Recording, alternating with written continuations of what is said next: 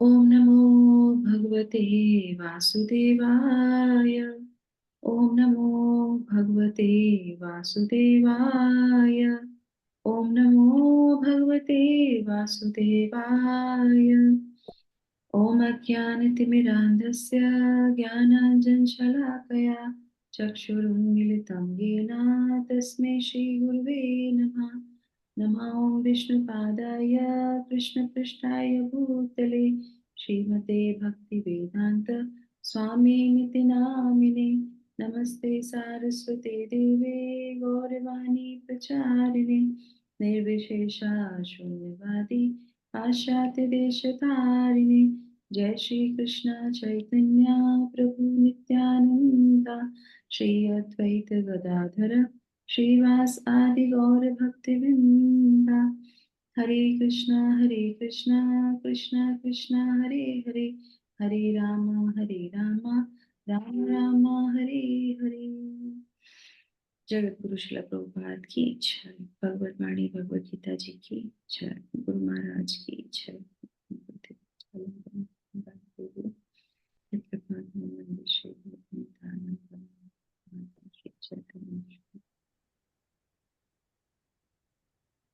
हरे कृष्णा। सभी लोगों को बहुत बहुत स्वागत, अभिनंदन और बहुत बहुत धन्यवाद सुबह के सत्र में उपस्थित होने के लिए। तो भी हम लोग जो है अपने आज के सत्र को प्रारंभ करते हैं। श्लोक संख्या हम लोग पढ़ रहे हैं, श्रृंखला चल रही है 1, 2, 3 की 16वें अध्याय का। तो उसका हमारा जो है प्रथम श्लोक ही अभी कंप्लीट नहीं हुआ है। तो आज हम जो है कुछ और गुणों का वर्णन करके जो है इस श्लोक को पूर्ण करेंगे और द्वितीय श्लोक में प्रवेश करेंगे, है ना। तो हम लोगों ने अभी तक देखा 16वें अध्याय का जो प्रथम श्लोक है उसमें जो है 3 वर्णों के बारे में, उनके गुणों की चर्चा भगवान करते हैं, है ना। तो सबसे पहले किसके बारे में आई था? सन्यासी के बारे में, है ना।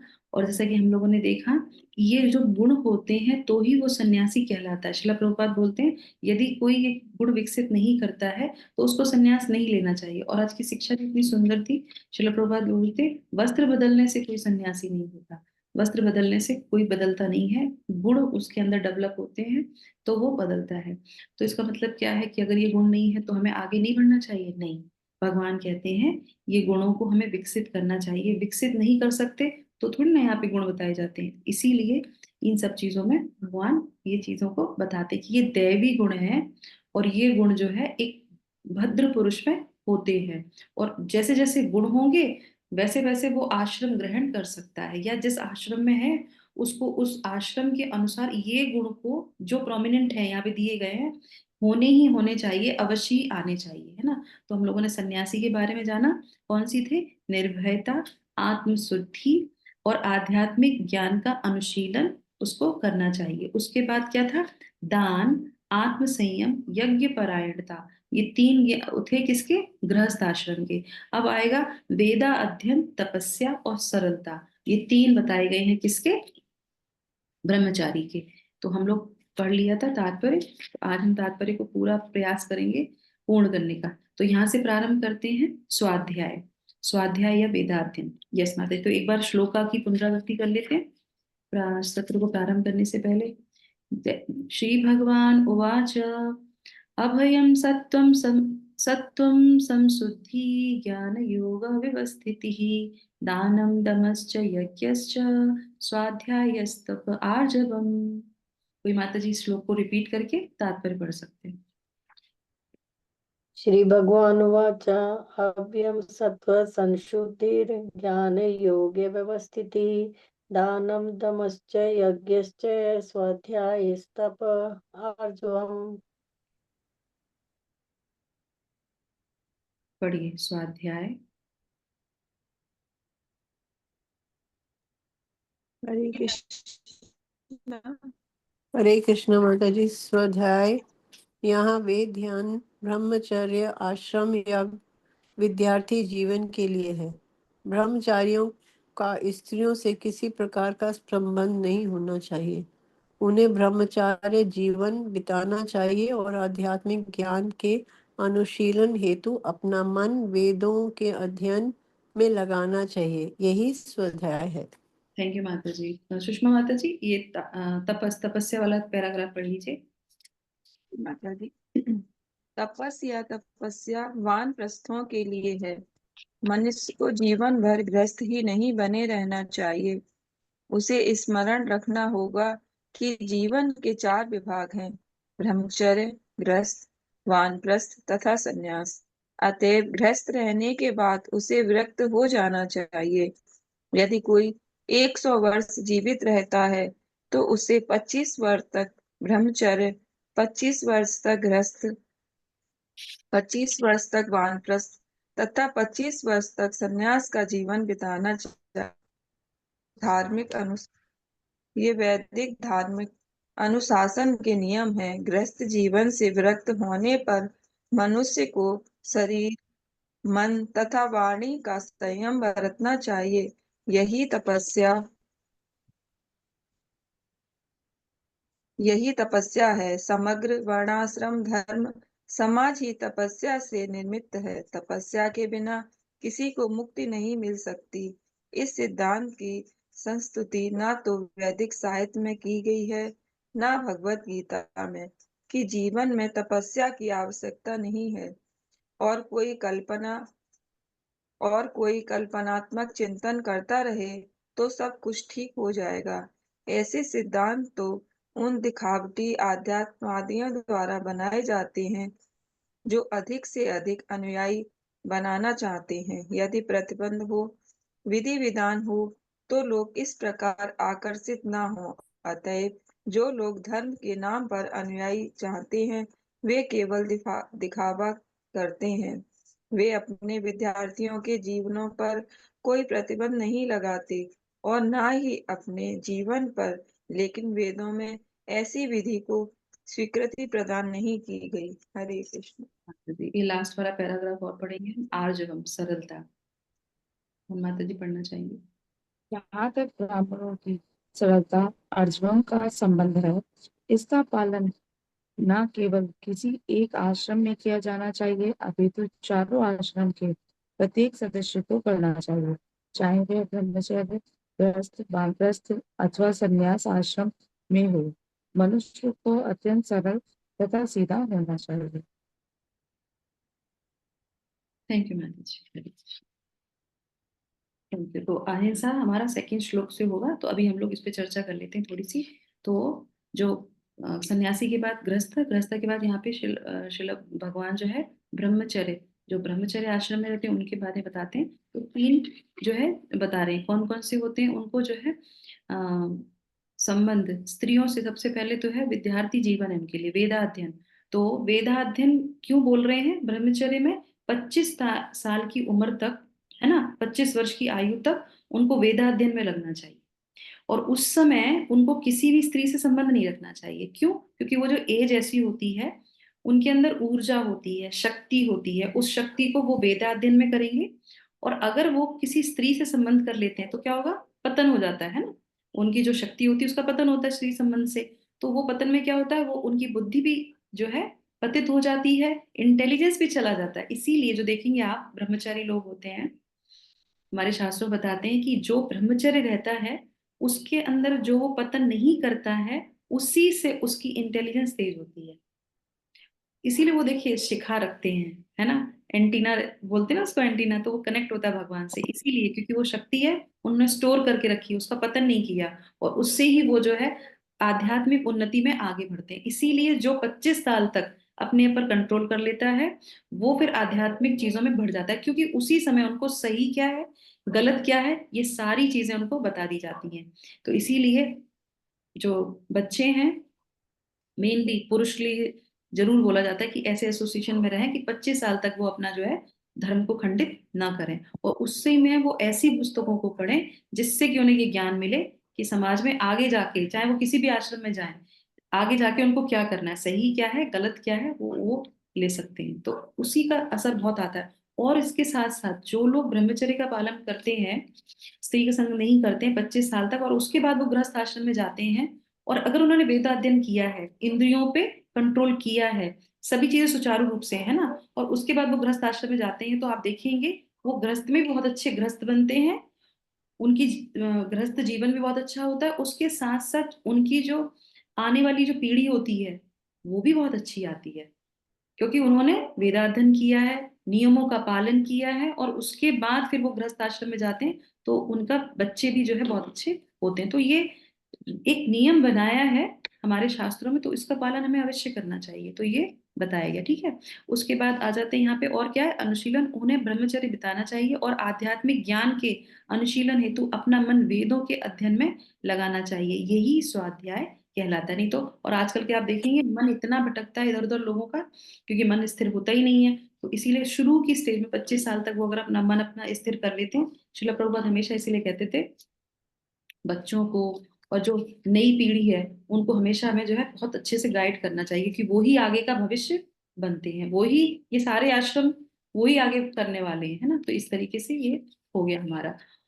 उसके बाद क्या है और फिर आ जाता है तपस्या, है ना। तो तपस्या वानप्रस्थों के लिए है, तो तपस्या तो वानप्रस्थ के लिए हो ही जाएगी, है ना, क्योंकि तपस्या ही है, कुछ मन करेगा खाएंगे तो भी नहीं खा पाएंगे, तो तपस्या ही है ना, तपस्या भी चलती वानप्रस्थ के लिए। पर सबके लिए तपस्या है, हर क्षेत्र में तपस्या करनी पड़ती है, तो ये बहुत इंपॉर्टेंट है। मनुष्य जीवन भर गृहस्थी नहीं बना रहना चाहिए, बाद में उसको जिस चीज से वो आसक्त हो रहा है उसको छोड़ देना चाहिए। क्यों ऐसा बोल रहे हैं वानप्रस्थ के लिए, क्योंकि आप देखेंगे एक गृहस्थ में आने के बाद एक हमारे विवाह हुआ, फिर बच्चे हुए, फिर उनकी शादी करी और फिर उनके बच्चे हुए, तो वो लगाव बढ़ता चला जाता है।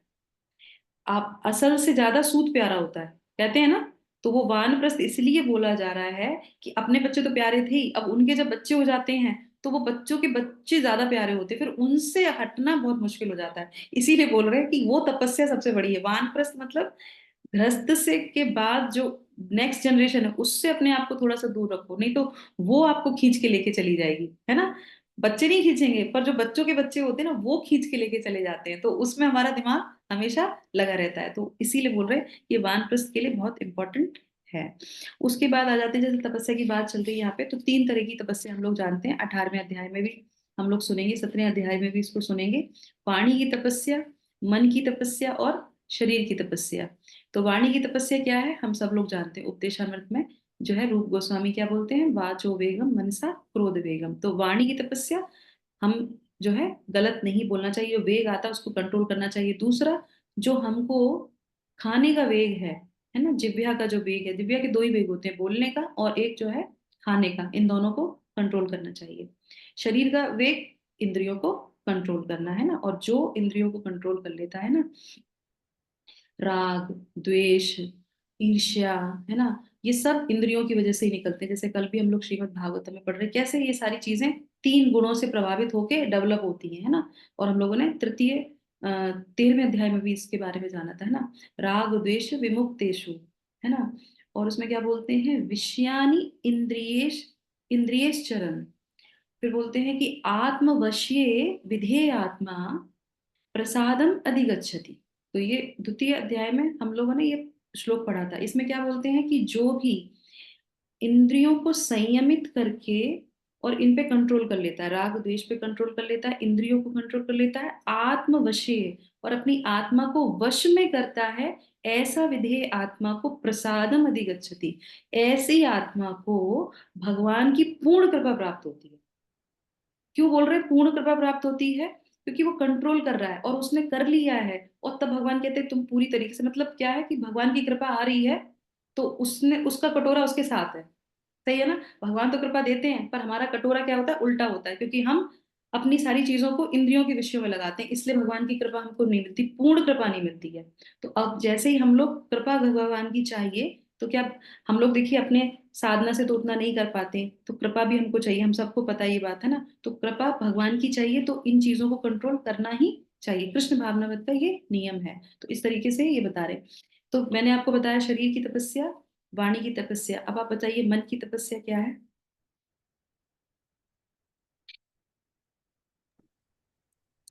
मन की कृष्ण भावना में इतने लगाना है मन में, और क्या, मन को। हाँ, वो प्रोसेस हो गया। तपस्या क्या बताते हैं, मैंने अभी रिसेंटली जो है श्रीनिवास प्रभु की क्लास सुनी थी चैतन्य चरितामृत की, उसमें उन्होंने ये प्रश्न किया था, तो बहुत अच्छा था, वो मेरे मस्तिष्क में रुक गया। तो वो पूछ रहे थे कि मन की तपस्या क्या है, तो मन की तपस्या वो बताते हैं कि मन की तपस्या है सेटिस्फेक्शन। जो भी आपके पास है वो हमें उससे सेटिस्फाई होना चाहिए, चाहे वो आध्यात्मिक चीजें हो और चाहे वो भौतिक चीजें हो। हम द्वेग कब आता है, विषय इंद्रियां कब प्रभावित होती हैं, जब हम सेटिस्फाई नहीं होते हैं किसी भी चीज में। तो इसीलिए सेटिस्फाई जो भी है जैसा भी है हम उसमें प्रसन्न हैं।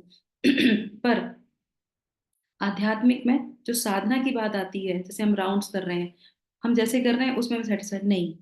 बताया गया है आध्यात्म में जब आप साधना करते हैं तो उसमें हमारे प्रयास ये होना चाहिए कि और मैं कैसे अच्छा करूं, भगवान का और अच्छे से कैसी अच्छी सेवा कर सकूं, उसमें हमें वो जो है रहना चाहिए। उसमें सेटिस्फेक्शन की जरूरत नहीं है, पर जो हमें मिला है उसमें हमें सेटिस्फेक्शन रहना चाहिए, तो मन शांत रहेगा। आप देखेंगे मन क्यों विचलित रहता है, अरे उन्होंने इतना अच्छा कर लिया हमने तो कर ही नहीं पाया, हो गया मन विचलित। मन आपको इतनी तरीके से परेशान करता है, करेक्ट। उसने ऐसा कर लिया हमने नहीं कर पाया, उसके पास ये हमारे पास ये नहीं है, चाहे वो आध्यात्मिक हो चाहे वो भौतिक हो।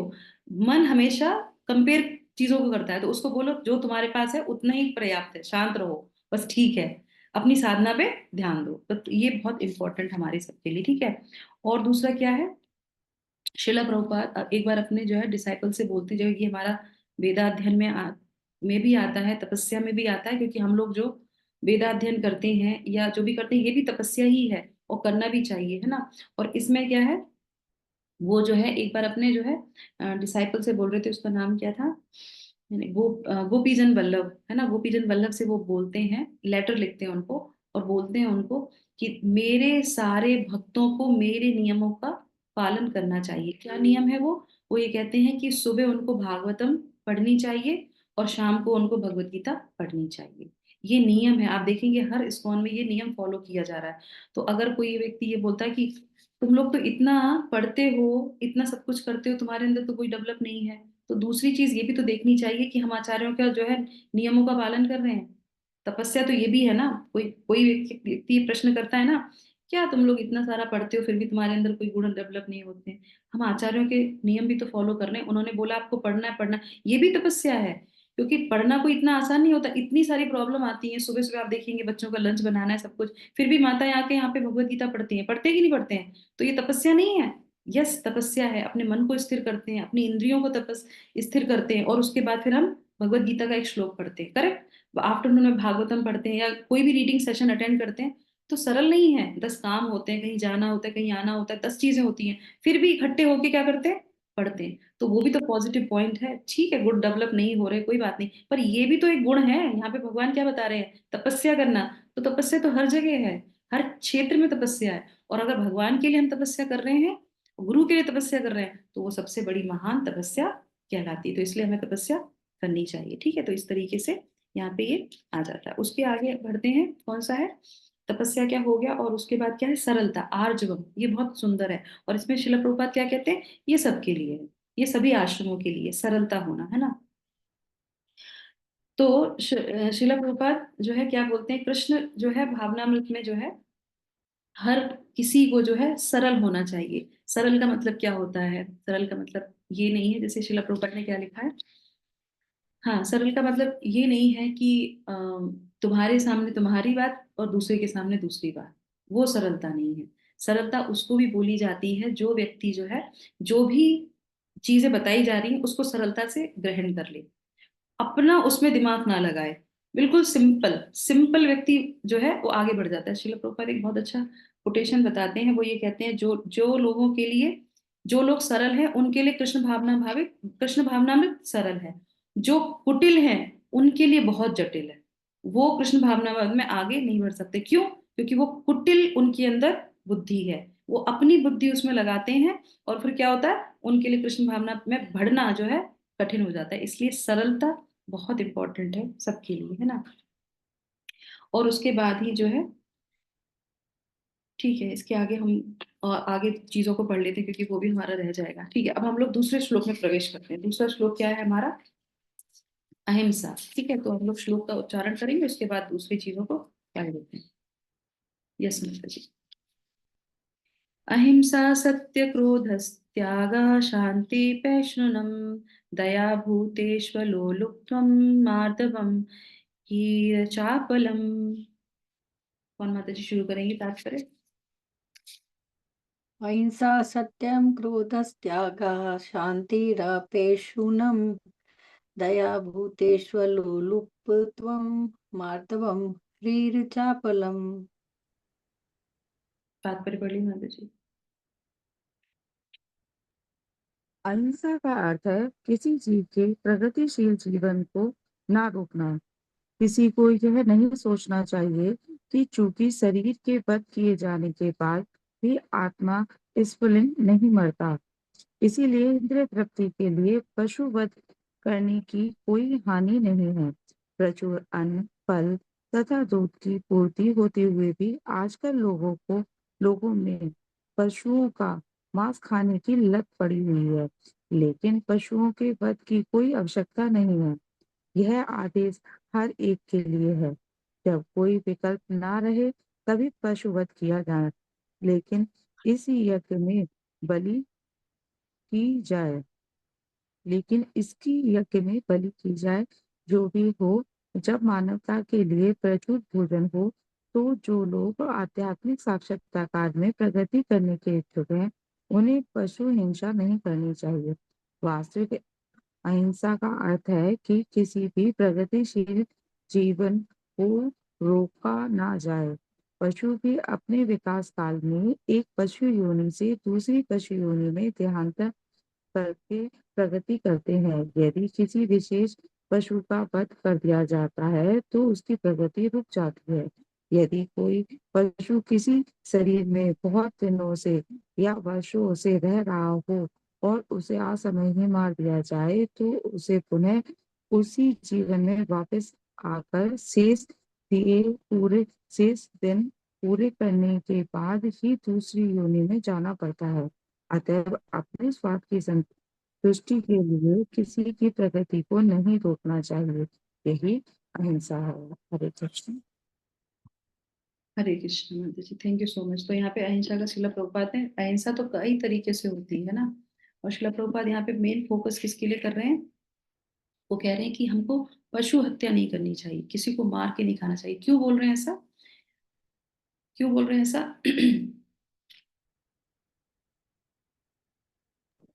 उसका जीवन का जो अवधि था उसको हम रोक लेते हैं बीच में से, उसका जो टाइम है उनकी, यस। वो और देखिए यहाँ पे एक शब्द आया है, ध्यान से देखिए, जब मानवता के लिए प्रचुर भोजन हो तो जो लोग आध्यात्मिक साक्षात्कार में प्रगति करने के इच्छुक हैं उन्हें पशु हिंसा नहीं करनी चाहिए। तो सही है ना? आप देखेंगे 4 रेगुलेटरी प्रिंसिपल्स है ना, तो उसमें से मीट ईटिंग करने से क्या चला जाता है? कंपैशन चला जाता है। तो भगवान की जो दया होती है ना, वो दया नहीं मिलती है। तो अगर आप, क्योंकि हम लोग ये इसलिए पढ़ रहे हैं क्योंकि हमें भगवान से कनेक्ट करना है, समझ रहे हैं? ये कोई भी गुण है, इसके पीछे का जो उद्देश्य है बस हमें वही याद रखना है। हम क्यों दो लोगों को बोलते हैं आप रहने दीजिए, क्योंकि जब तक वो मांस खाते रहेंगे तब तक भगवान की कृपा उन पे मिलेगी ही नहीं। वो कैसे आगे बढ़ेंगे? हरि नाम या कुछ भी ये चीजें हैं, वो कैसे बढ़ेंगे? वो करते रहेंगे, फॉर्मेलिटी जैसी वो पूरी होती जाएगी। और जिसको और आगे बढ़ना है तो वो कहते हैं कि ये, इसीलिए शिला प्रभुपाद ने कहा 4 प्रिंसिपल्स बहुत इंपॉर्टेंट है, ये पिलर हैं, इनको नहीं करोगे तो आध्यात्म में आगे बढ़ोगे, नहीं तो तुम नीचे गिर जाओगे, तुम्हारा पतन हो जाएगा, आगे बढ़ ही नहीं सकते। तो कंपैशन, भगवान की दया नहीं मिलेगी क्योंकि तुम दूसरे जीव को मार के खा रहे हो। तो इस तरीके से बहुत इंपॉर्टेंट है हम सबके लिए कि जो है इस तरह का हमें कोई भी नहीं करना चाहिए। और अहिंसा और भी चीज होती है। देखिए जैसे एक व्यक्ति था, एक सच्ची घटना बता रही हूँ मैं आपको। रेलवे स्टेशन पे थे वो, और वो हम लोग बुक डिस्ट्रीब्यूशन करते हैं ना, है ना? तो बुक डिस्ट्रीब्यूशन करते हैं तो पता नहीं है कि ये जो बुक हम देते हैं वो कब किसके जीवन को परिवर्तित कर दे, है ना? तो एक व्यक्ति था जो बहुत डिप्रेशन में था, और यहीं पे जो है एक दूसरा जो एक भक्त था, वो चाह रहा था कि इससे बात करूं और इसको भगवत गीता दे दूं। सोच रहा था कि दूं, पर उसे लग रहा था ये बहुत क्रोध में, ये बहुत विचलित है, पता नहीं सुनेगा कि नहीं, ये उसके मन में चल रहा था। और वो सोचने ही वाला था कि इस पर जाऊं जाऊं, तब तक ट्रेन आई और वो व्यक्ति एकदम से गया और कूद गया, कहाँ पे? पटरी पे। और ट्रेन से कट गया, मर गया तुरंत। फिर बाद में वो भक्त इतना सोचता रहा कि मैं सोच ही रहा था मैं क्यों नहीं गया, मुझे जाना चाहिए था। तो जो भक्त दूसरों को भगवत गीता देते हैं ना, वो भी क्या है? अहिंसा ही है। उनको बाहर चीजों से बाहर निकाल के लेके आती। तो कोई व्यक्ति डिप्रेशन में है, कहीं जा रहा है, कुछ चीजें हैं, वो भी बहुत बड़ी अहिंसा। क्यों? क्योंकि उसको जो है गलत पाथ पे जाने के लिए रोकते हैं। ऐसी शिला भक्ति सिद्धांत सरस्वती ठाकुर को जब प्रचार कर रहे थे, तो उनके पास कई सारी ऐसी पार्टियां आई, तो बोली कि आप नवयुवकों को लेके यहाँ पे क्या कथा कर रहे हैं। उसमें शिला प्रभुपाद भी थे, बोले क्या कर रहे हैं, आपको देश के लिए कुछ करना चाहिए। तो वो कहते हैं कि देश में जो लड़ाई हो रही है, ये सब चीजें हो रही, इतनी हिंसा हो रही है, इसको कैसे रोका जा सकता है। तो वो कहते हैं कि आध्यात्मिक जीवन से ही हिंसा को भी रोका जा सकता है। और आप देखेंगे इसके अंदर सारी चीजें आ जाती है। इसीलिए जब भगवत गीता पढ़ते हैं, दूसरों को देते हैं, या भक्ति में किसी को लेके आते हैं, तो हिंसात्मक जो प्रवृत्ति होती है वो सरल हो जाता है, वो व्यक्ति सरल हो जाएगा, उसके अंदर हिंसा करने की टेंडेंसी नहीं होती। तो सबसे पहले वो जो है नॉनवेज नहीं खाएगा, अल्कोहल नहीं पिएगा, है ना, क्योंकि अल्कोहल पिएगा तो क्या होगा, वो तो राक्षस जैसा हो जाता है। ये सब राक्षसी गुण है ये सब करने के लिए, तो दैवी गुण वो अपनाने लगता है। कृष्ण भावना में आने पे भी क्या दैवी गुण अपनाता है। तो ये दैवी गुण का एक अंग है अहिंसा।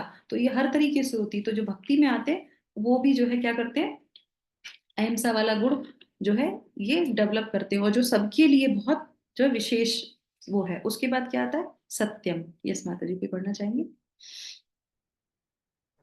सत्यम का अर्थ है कि मनुष्य को अपने स्वार्थ के लिए सत्य को तोड़ना मोड़ना नहीं चाहिए। वैदिक साहित्य में कुछ अंश अत्यधिक कठिन है, लेकिन इसका अर्थ किसी प्रामाणिक गुरु से जानना चाहिए। वेदों को समझने की यही विधि है। श्रुति का अर्थ है किसी अधिकारी से सुनना। मनुष्य को चाहिए कि अपने स्वार्थ के लिए कोई विवेचना न गढ़े।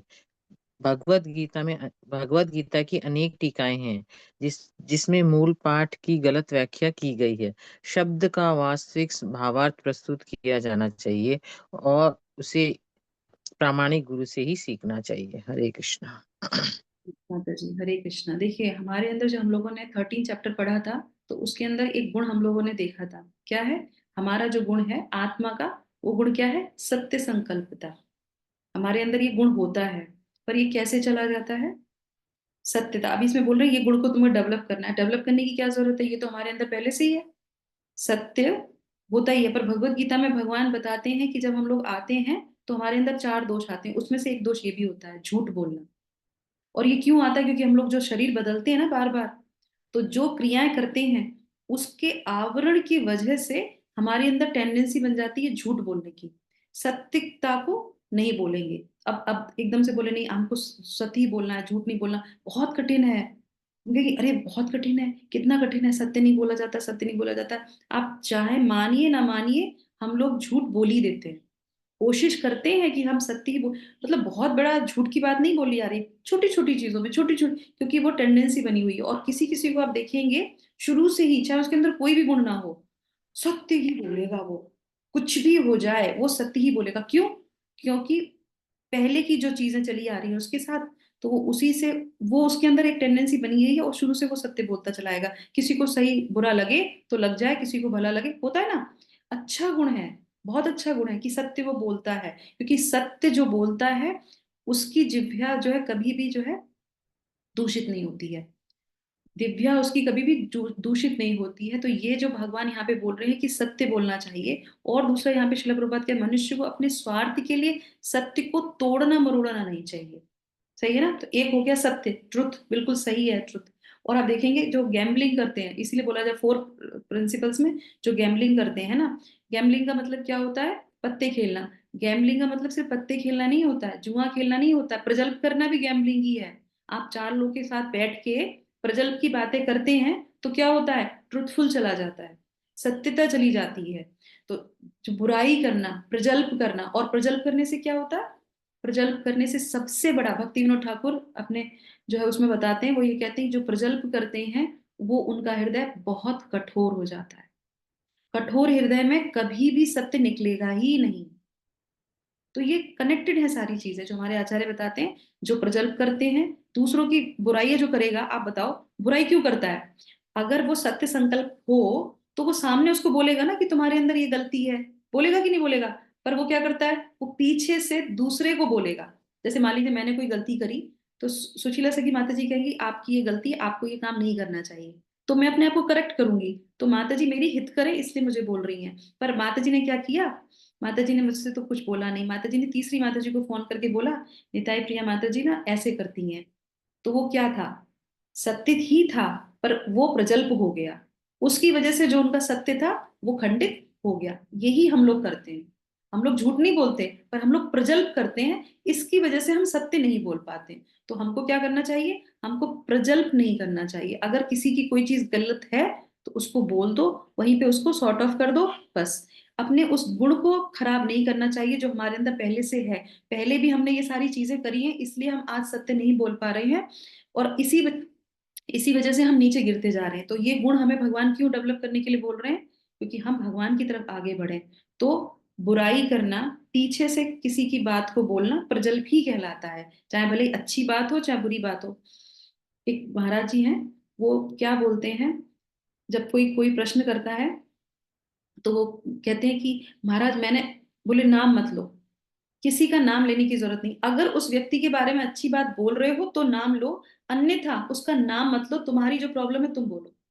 सुनना भी पसंद नहीं है। जो भक्त, शुद्ध भक्त होते हैं, वो कहते हैं तुम्हारी क्या प्रॉब्लम है, तुम अपनी प्रॉब्लम बताओ, उस व्यक्ति ने क्या किया, फलाना फलाना, मुझे नहीं सुनना किसी का नाम, तुमको क्या प्रॉब्लम है, तुम अपनी प्रॉब्लम बताओ। तो जब हम फिल्टर करते हैं अपने अंदर कि प्रॉब्लम क्या है उस व्यक्ति से, उस व्यक्ति क्यों आई हमारे अंदर, तो पहले 2-3 प्रश्न अपने आप ही कर लेते हैं, क्यों ऐसा हो रहा है, क्यों ऐसा हो रहा है, तो प्रश्न तो वैसे ही सॉर्ट ऑफ हो जाता है ना। तो शुद्ध भक्त होते हैं, वो सुनना भी पसंद नहीं करते, क्यों, उनको पता है कि अगर वो करेंगे तो ये जो हमारे अंदर सत्यता है वो कानों से जिह्वा से दोनों से खराब हो जाएगी, ना सुनेंगे और ना बोलेंगे। बोलते तो वो है ही नहीं, पर सुनना भी पसंद नहीं करते किसी की बात में। तो ये हमारे लिए बहुत इंपॉर्टेंट है कि सत्यता जो है, इसी के ऊपर एक छोटी सी मैं आपको सत्य घटना जो है, हमारे श्रीमद् भागवत में नहीं है, हमारे जो है पुराण में आती है। उसमें जो है कौन से ऋषि थे, मैंने यहाँ पे लिखा हुआ है, कहाँ गया सत्यता, हाँ गौतम ऋषि। तो गौतम ऋषि जो है जब अपने डिसाइपल लेते थे, किसी को भक्त बना, मतलब अपना शिष्य बनाते थे, तो वाले पूछते थे तुम कहाँ से आए हो, कौन हो, ऐसे करके सारी चीजें। तो उनके पास जो है एक छोटा सा बच्चा जाता है और वो बताता है कि जो है उसका नाम होता है सत्यकामा, है ना। और सत्यकामा तो उसको बाद में नाम रख देते हैं, गौतम ऋषि रख देते हैं। उसको पूछते हैं तो वो उनसे पूछते हैं कि बताओ तुम्हारे पिता कौन है, कौन सी कुल से हो तुम। तो वो कहता है कि मुझे तो नहीं पता, मैं अपनी माता से पूछ के आता हूँ। तो वो जाते हैं अपनी माता से पूछने के लिए। तो उसकी माँ कहती है कि बेटा, पिता तो थे नहीं उसके, तो वो कहती है कि बेटा मैंने पूरा जीवन जो है अलग अलग पुरुषों के साथ संबंध किया, तुमको बड़ा करने के लिए, अपने जीवन यापन करने के लिए। तो सच बात तो ये है कि मुझे नहीं पता कि तुम्हारे पिता कौन है, क्योंकि मैंने इतने पुरुषों से संबंध किया, तो मुझे नहीं पता। माँ ने क्या बोला, सत्य बोल दिया, झूठ नहीं बोला। देखिए, और ऐसी कोख से अगर कोई बच्चा निकलता है जिसकी माँ सत्य संकल्पता है, तो उसका बच्चे में भी सत्य आएगा। तो वो जाके अपने गुरु से बोलते हैं कि मेरी माँ ने बताया कि वो ऐसे ऐसे कई पुरुषों के साथ संबंध किया, तो मेरे पिता कौन है ये मुझे नहीं पता। तो गौतम ऋषि क्या बोलते हैं, वो कहते हैं तुम ब्राह्मण हो। कौन हो, तुम ब्राह्मण हो, क्योंकि तुमने सत्य बोला और तुमने ये गुण तुम्हारी माँ से सीखा है। तो जिसका भी बीज तुम्हारे अंदर आया है वो ब्राह्मण था।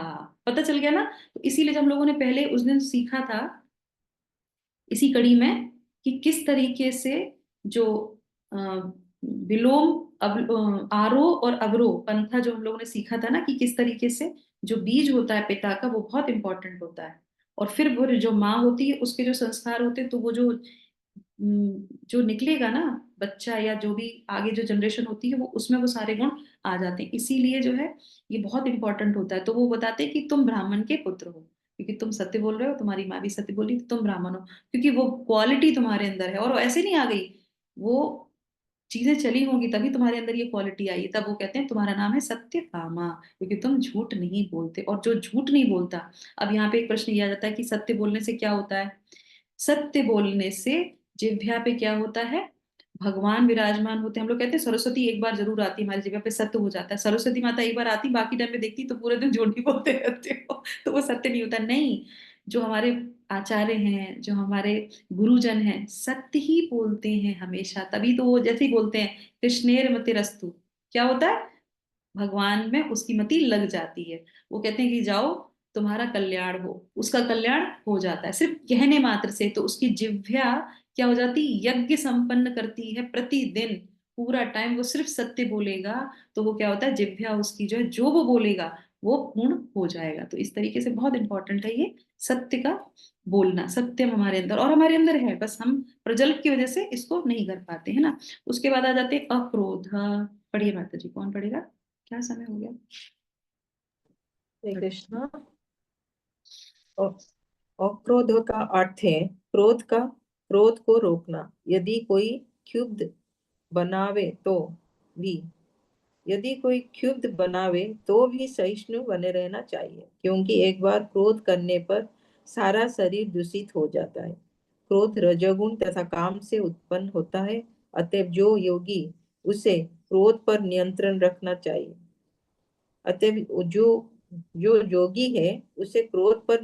रखना चाहिए।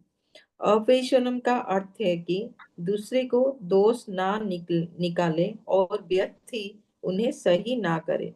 निसंदेह चोर को चोर कहना छिद्रान्वेषण नहीं है, लेकिन निष्कपट व्यक्ति को चोर कहना उस व्यक्ति के लिए परम अपराध होगा। जो आध्यात्मिक जीवन में प्रगति करना बस महाराज चाहता जी यहीं पे रखेंगे, ये दूसरा गुण आ जाता है यहाँ से, तो वो हम लोग कल के सत्र में लेंगे, क्योंकि काफी सारे गुण हैं इसमें। आप देखेंगे श्लोक में अपैशुनम, तो यहाँ पे अपैशुनम भी आ गया साथ साथ, अक्रोध के साथ साथ।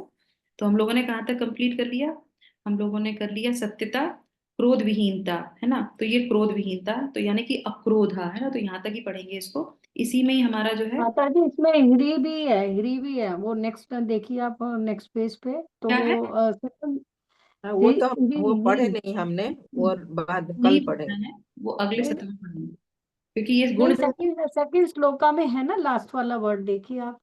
क्या चीज, हिरी जो वर्ड दे रखा है, हिरी का नहीं अर्थ है पढ़ना है। मनुष्य के हाँ वो नहीं नजर। पढ़ेंगे, आज हम नहीं पढ़ेंगे उसको, वही मैं बोल रही अच्छा। हूँ, क्योंकि ये गुण है। ओके। ये गुण है, ये मैं बता रही हूँ यहाँ पे, कि हम लोगों ने अभी तक सत्यता पढ़ लिया, क्रोध विहीनता अभी जिसकी बात कर रहे हैं, उसके बाद त्याग है, शांति है, छिन्ना विवेचन है, में अरुचि है, और उसके बाद फिर क्या है, लास्ट वाला क्या लिखा है ये, समस्त जीवों पे करुणा। तो ये काफी सारे कनेक्टेड हैं, दो के बाद आप देखेंगे ये सारी चीजें कनेक्टेड हैं, 2 से 3 में। तो इसको हम आगे अगले सत्र में लेंगे, कल के सत्र में लेंगे। तो अभी हम लोग अक्रोध और जो है अपैशुनम की बात करते हैं, है ना। तो यहाँ पे जो है बाकी हम लोग कल पढ़ेंगे। अक्रोध का अर्थ है क्रोध को रोकना। यदि कोई शुद्ध बनावे तो भी सहिष्णु बने रहना चाहिए। अक्रोध मतलब क्या है, क्रोध का जो वेग आता है उसको रोकना। ये वेग की तरह ही आते हैं ना, हर समय तो किसी को क्रोध नहीं आता, समय किसी किसी पर्टिकुलर टाइम पे ही आएगा। किसी ने कुछ बोल दिया तो हमें क्रोध आ गया, और उस समय हमें क्या करना चाहिए, तो वेग है, उस समय कैसे डील करना चाहिए, तो ये बहुत इंपॉर्टेंट है। तो उसमें बोल रहे हैं कि वो जो है उसको रोक के रखना चाहिए। और उसके बाद क्या है, क्योंकि इससे जो है शरीर जो है दूषित हो जाता है।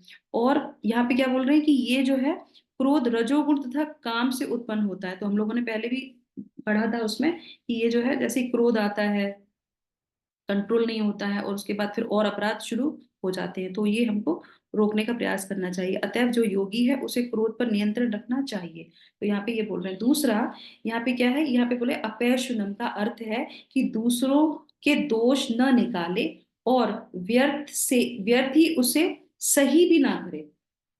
दोनों ही चीजें बहुत इंपॉर्टेंट है। व्यर्थ में किसी को करेक्ट करने की आवश्यकता नहीं है, अननेसेसरी की जरूरत नहीं है उसको करेक्ट करने की, फिर भी हम उसको करेक्ट कर रहे हैं। दूसरा जो है, और उसमें दोष निकालना, है ना। तो ये बहुत इंपॉर्टेंट है। अगर हम ऐसा करते हैं, दोष निकालने का मतलब क्या हो गया, वही चीज प्रजल्प में करते हैं। और दोष कैसे निकलता है, ईर्ष्या से निकलता है दोष।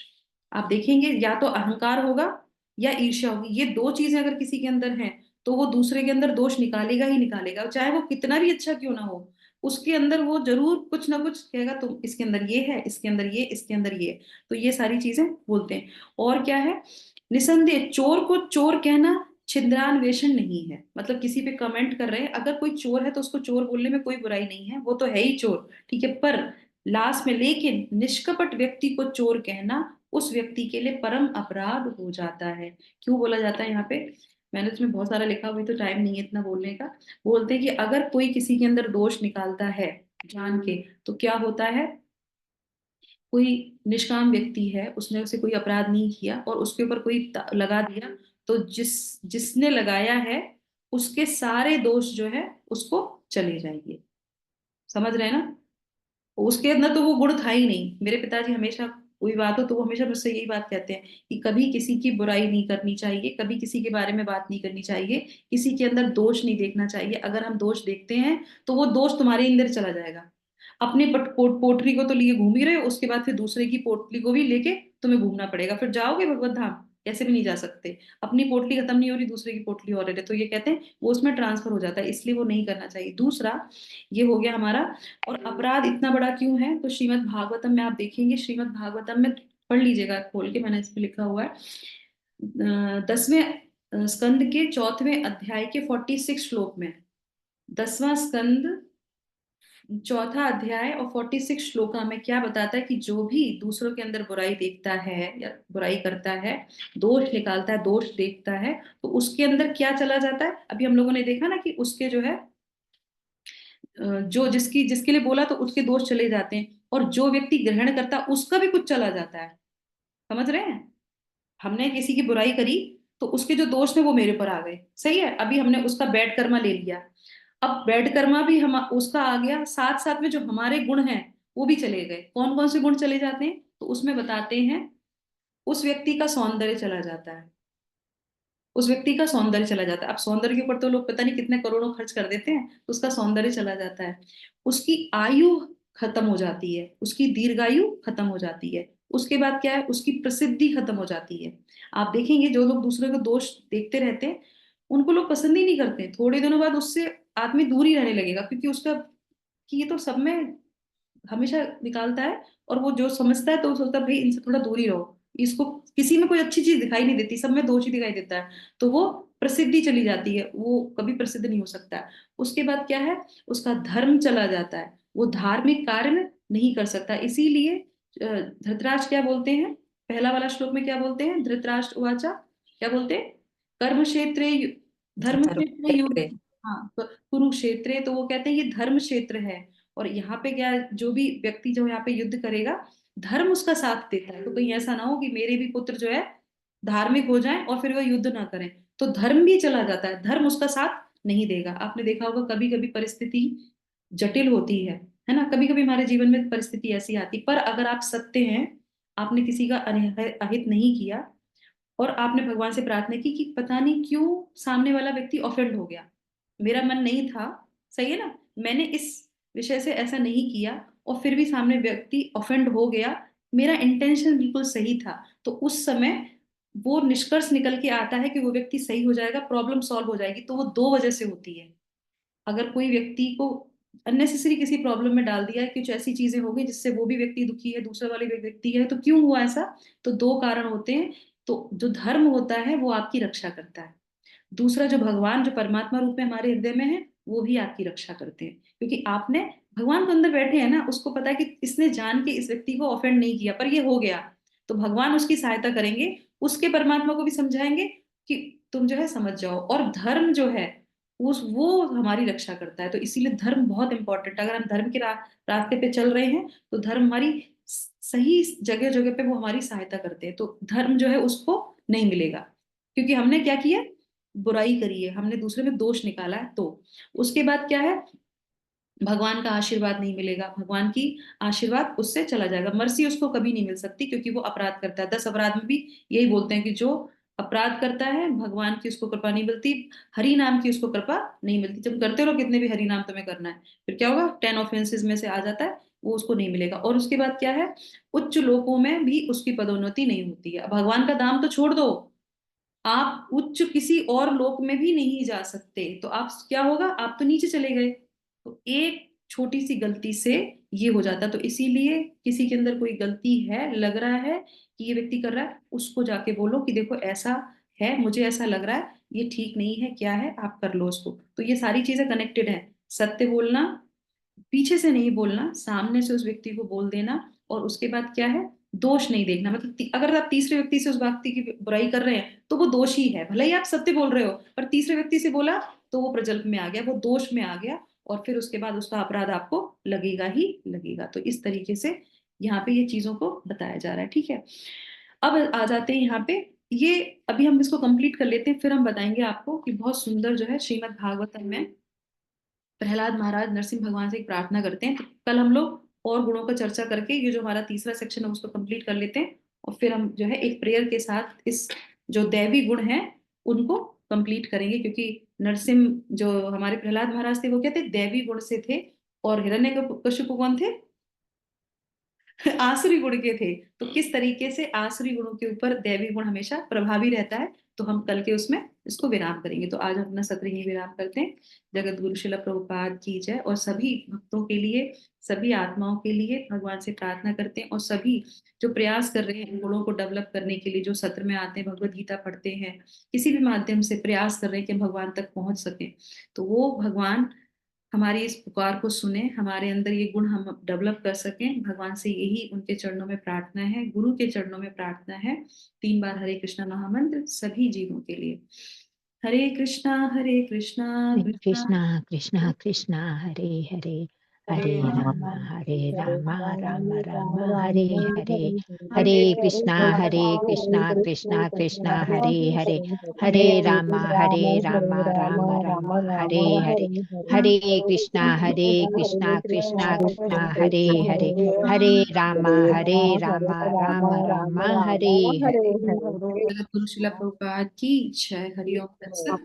दिन शुभ हो, मंगलमय हो। इसी कामना के साथ विराम करते हैं। Thank you so much. Hare Krishna माता जी, हरे मेरा कृष्णा हरे कृष्णा हरे माता जी, कृष्णा संगीता माता जी के लिए दंडवत करा प्रणाम दीजिए। माता जी, thank you so much. Hare Krishna माता जी, संगीता माता जी के लिए प्रेयर करा दीजिए। हाँ, सुमोना माता जी क्या बोल रहे हैं आप? हरे कृष्णा माता जी, मेरा एक प्रश्न था। पिछले दिनों ना मेरे से भी ऐसी ही बात हुई। किसी के कहने पर मेरे मन में किसी के लिए गलत विचार आ गया कि वो ऐसे लोग हैं, पर लेकिन जब मुझे एहसास हुआ तो फिर मैंने उनको बुलाकर उनसे माफी मांग ली कि मेरे को, हाँ भी मेरे को से गलती हुई, मैंने आपके बारे में ये सोचा था, लेकिन मैंने सोचा उनके कहने पर था, तो मुझे बहुत ज्यादा फील हुआ। फिर मैंने उनको 2-3 बार माफी मांग ली कि मेरे से बहुत बड़ी गलती हुई है। बहुत बढ़िया तो माता जी। अब क्या उसका मुझे पाप लगेगा कि नहीं? नहीं लगेगा, कोई पाप नहीं लगेगा। मैं माता जी आपके लिए बोलना चाह रही थी, जब सरलता का जब टॉपिक चल रहा था तो मैं आपका नाम लेने जा रही थी, पर कहीं ना कहीं दिमाग से मिस हो गया, पर भगवान ने याद दिला दिया। मुन्ना माता जी बहुत सरल है। सरल व्यक्ति की यही पहचान है। उसको लगा कि मेरे से गलती हुई, तो उसने उस व्यक्ति से जाके माफी मांगी कि ये मेरे से गलती हुई है। और किसी के कहने में, सरल व्यक्ति क्या होता है, दूसरों के कहने पे जल्दी भावावेश में आ जाता है। सरल है ना, जिसने जो बोल हाँ। दिया उसकी बात मान भी लेता है, तोड़ता मरोड़ता नहीं है, बात मान ले, अपनी बुद्धि नहीं लगाता। सरल व्यक्ति का क्या है, अपनी बुद्धि नहीं लगाएगा वो, जिसने जो बोल दिया उसके कहने पे चला जाता है। इसीलिए जो है भगवान की कृपा रहती है माता जी, तो आप पे तो विशेष कृपा है, आप चिंता मत कीजिए। अब कोई दोष तो लगेगा ही लगेगा, भगवान की विशेष कृपा होगी। क्यों? क्योंकि भगवान तो हृदय में बैठे हैं ना आपके, तो वो जानते हैं, तो इसलिए दोष नहीं होता। आपने उस व्यक्ति से कह दिया, उसका भी मन हल्का हो गया, आपका तो मन है ही हल्का, इसीलिए तो आप माफी मांगे उनसे। करेक्ट? माफी जी। मांगने वाला तो व्यक्ति बड़ा होता है, छोटा नहीं होता है, और भगवान उस पर बहुत कृपा करते हैं। तो आइए हम लोग जो है मिलके, माता जी के स्वास्थ्य ठीक नहीं है, मोंडा माता जी का, तो उनके लिए भी 3 बार हरे कृष्णा महामंत्र। और हमारे ग्रुप में जो है संगीता माता जी, आज उनका जो है स्वास्थ्य का ट्रीटमेंट हो रहा है, तो उसके लिए भी हम लोग 3 बार हरे कृष्णा महामंत्र बोलते हैं। और हम सबके अंदर ऐसी सरलता, सौम्यता आए, इसलिए, है ना। हरे कृष्णा हरे Krishna Krishna Krishna Krishna Hare Hare Hare Ram Ram Ram Hare Hare Hare Krishna Krishna Krishna Hare Hare Hare Ram Ram Ram Hare Hare Hare Krishna Krishna Krishna Hare Hare Hare Ram Ram Ram Hare Hare. Thank you so much. Hare Krishna Thank you. माता हरे जी। कृष्णा माता जी, हरे पूछना चाहती हूँ हरे माता